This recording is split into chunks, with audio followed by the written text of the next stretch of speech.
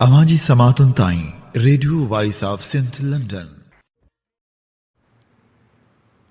इंसानी हक़नि लाइ जाखोड़ींदड़ सोरठ सिंधु लिखे थी।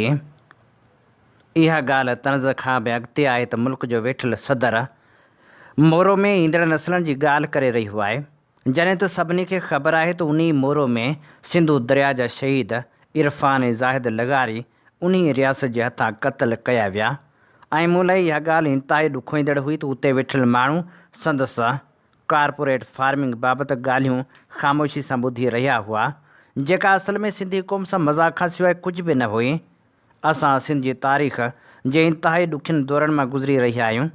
असांखे ख़बर आहे त उहे असांजे दर्दनि ऐं तकलीफ़ुनि खे बि मुनाफ़े लाइ इस्तेमालु करे रहिया आहिनि, पोइ बि असां वटि एतिरी हिमत न आहे जो सबूतनि सां उन्हनि खे वाइखो करियूं।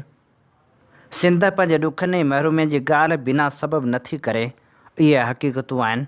ख़बरूं खोलियो, तव्हांखे पाण जवाबु मिली वेंदो। हर ख़बर हिकु मातम आहे। हिकु सिंधी हुजण जी हैसियत सां मां पंहिंजो फ़र्ज़ु सम्झां थी त उन बाबति ॻाल्हायां ऐं उहो हर सिंधी जो फ़र्ज़ु बि आहे त हू सुवाल करे, उन्हनि खां जवाबु घुरे ऐं उन्हनि खे जवाबदा बणाए।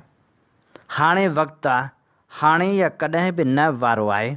सिंध जो ईंदड़ नस्ल असांजी ज़िमेवारी आहे। जिन नस्ल तबाह कया उन्हनि खे जुगाए नथो ॻाल्हाइणु।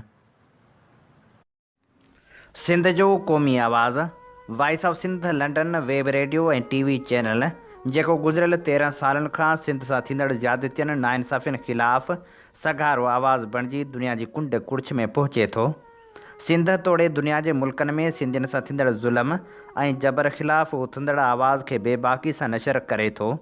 वॉइस ऑफ सिंध लंडन कारोबारी न पर क़ौमी जदोजहद जो अहम मोर्चो आहे, जंहिंखे अव्हां जे माली सहकार जी सख़्तु ज़रूरत आहे। उन आवाज़ खे घर घर ऐं शहर शहर पहुचाइण लाइ पंहिंजो क़ौमी फ़र्ज़ु अदा कयो। चैनल जे लिंक खे लाइक ऐं सब्सक्राइब ज़रूरु कयो। बैनर ते ॾिनल फ़ोन या ईमेल वसीले असां सां राबितो करे सघो था। अवांजी समातुन ताईं radio voice of Sindh London.